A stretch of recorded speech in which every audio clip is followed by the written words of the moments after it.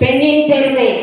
2 மாதங்கள் கருவிலே சுமக்கும் பெருமை பெண்களுக்கு உண்டு. 2 மாதங்கள் கருவிலே சுமக்கும் பெருமை பெண்களுக்கு உண்டு. ஒரு பெண் படித்தால் குடும்பமே படித்த மாதிரி. ஒரு பெண் படித்தால் குடும்பமே படித்த மாதிரி.